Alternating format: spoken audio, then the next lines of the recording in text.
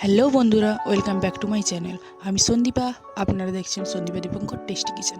চলুন আজকে পাহাড়ি নমক বা হারা নমক বানিয়ে ফেলি। এই লবণ স্যালাড বা কোনো ফ্রুটসের সাথে খেতে দারুণ লাগে। আমি এখানে একটা প্লেটে আদা, রসুন, ধনে পাতা আর পুদিনা পাতা নিয়েছি আর দুটো কাঁচা লঙ্কা।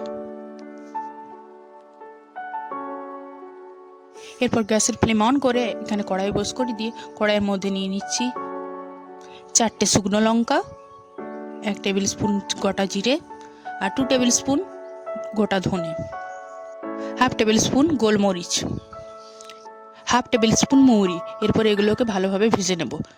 এর মধ্যে থেকে একটা দারুণ সেন্ট বেরোবে, তখন বুঝবেন এটা ভালোভাবে ভাজা হয়ে গেছে। এগুলো আমার ভাজা হয়ে গেছে। এগুলোকে নামিয়ে ঠান্ডা হতে দেবো 10 মিনিটের জন্য।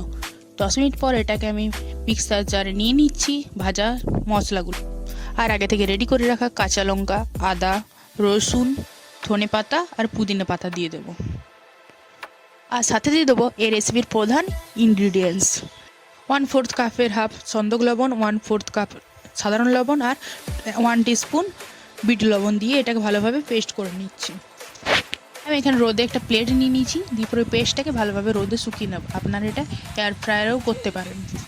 এয়ার ফ্রায়ারে করলে এটা 10 মিনিট করতে হবে। আমি এখানে রোদে করেছিলাম, তাই আমার একদিনের রোদে পুরোটা এতে শুকোতে সময় লেগেছিল।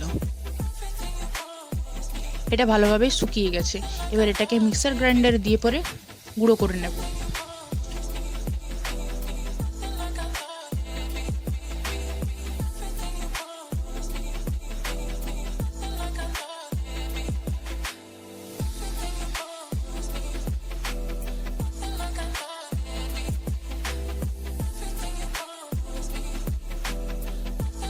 এই লবণটিকে এয়ারটাইট কন্টেনারে 1 মাস পর্যন্ত রেখে আপনারা ব্যবহার করতে পারবেন।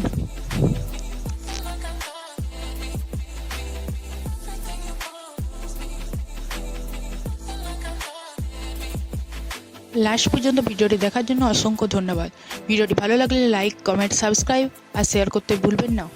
দেখা হচ্ছে নতুন কোনো ভিডিও নিয়ে পরে।